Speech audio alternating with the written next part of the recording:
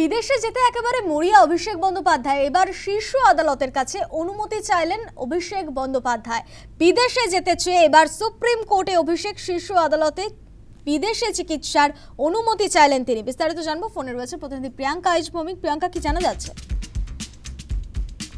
দেখো, গত 20 জুলাই অভিষেক বন্দ্যোপাধ্যায়কে বিচারপতি, কলকাতা হাইকোর্টের বিচারপতি সৌগত ভট্টাচার্য তিনি জানিয়েছিলেন বিদেশে যাওয়ার দরকার নেই এবং চিকিৎসার জন্য যাবতীয় যদি প্রয়োজন হয় তবে এখানেই চিকিৎসা করার যে যথেষ্ট উপযোগী পরিস্থিতি আছে সেটা দেখে নিয়ে এখানেই চিকিৎসা করাতে বা বিদেশ যাওয়ার প্রয়োজনীয়তা আছে কিনা সেটা কিন্তু দেখাতে হবে আদালতকে।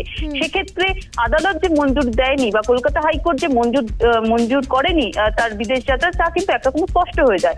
তারপরে দেখা গেল সরাসরি অভিষেক বন্দ্যোপাধ্যায় তিনি ডিভিশন বেঞ্চে গেলেন না, তিনি সরাসরি সুপ্রিম কোর্টে আবেদন করলেন এবং সেখানে যেটা জানতে পারা যাচ্ছে আগামী 3রা আগস্ট সুপ্রিম কোর্টে মামলার শুনানি রয়েছে এবং যে আবেদন তিনি করেছেন সেখানে বেশ কিছু বিষয় স্পষ্ট করেছেন যে তিনি সমস্ত রকম তদন্তে সহযোগিতা করছেন, তিনি কণ্ঠস্বরের নমুনা পর্যন্ত দিয়েছেন, তাও বিদেশে গিয়ে চিকিৎসা করানোর আবেদন মঞ্জুর করা হচ্ছে না। সেক্ষেত্রে দাঁড়িয়ে দীর্ঘদিন ধরে তার যে চোখের সমস্যা, যে জটিলতা রয়েছে সেটা বিদেশে গিয়ে চিকিৎসা সম্ভব, সেই আবেদন জানিয়ে কিন্তু এবার সুপ্রিম কোর্টের দ্বারস্থ হয়েছেন অভিষেক বন্দ্যোপাধ্যায়। এবার দেখার 3রা আগস্ট সুপ্রিম কোর্ট কি নির্দেশ দেন এই মামলার শুনানিতে।